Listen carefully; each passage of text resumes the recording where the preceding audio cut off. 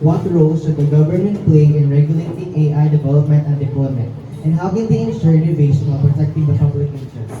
Can you say that again? What role should the government play in regulating AI development and deployment? And how can they ensure innovation while protecting the public interest? All right, the government plays such a huge role.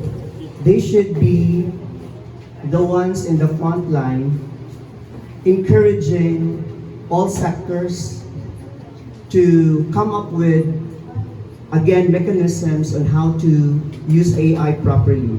It's the government's policy that would mobilize the people to work on it. Okay, so they have such a huge role.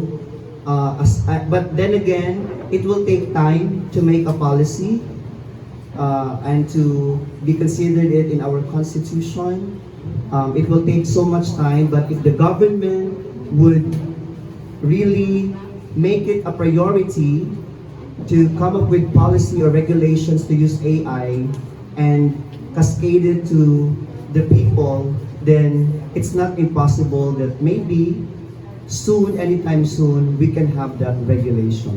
So the government should be in the front line, all right? Not just motivate, maybe also provide, budget for that. Provide budget and to make it a priority. Thank you.